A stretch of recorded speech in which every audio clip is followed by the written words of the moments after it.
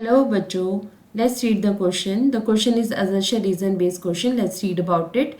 Assertion A says we compare the average income that is unevenly distributed income of the country divided by half of its population.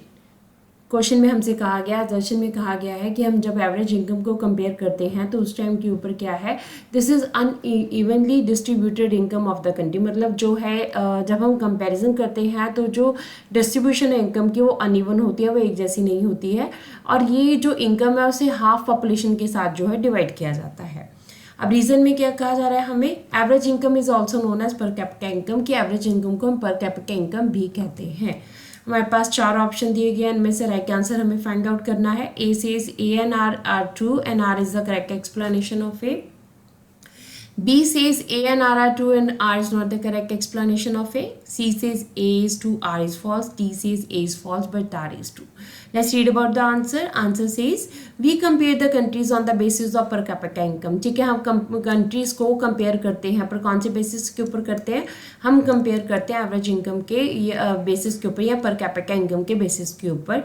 In per capita income the income is always uneven. ठीक है, पर capita income में income जो है वो uneven ही होएगी, दो persons की जो इनकम है वो एक जैसी नहीं हो सकती, as all the persons will have different income that is calculated in per capita income. ठीक है, अब अगर हम यहाँ पे इस चार्ट को देखें तो यहाँ पे हमें नज़र आ सकता है, देख सकते हैं कि कंट्री ए है और कंट्री बी है। यहाँ पे हमारे पास 5 जो है वो लोग बताए गए हैं। 2007 का जो है एक एग्जाम्पल आपके पास है।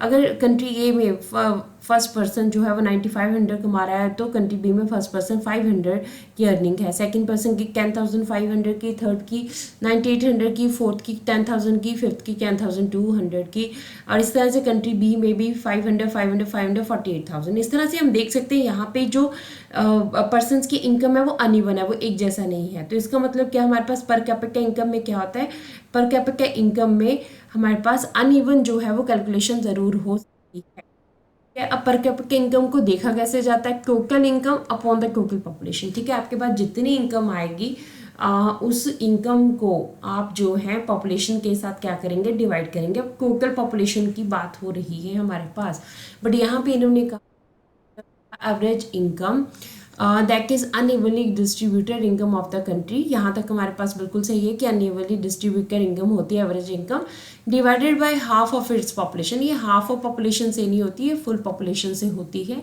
सो दिस इज रॉन्ग, ये हमारे पास जो है रॉन्ग है।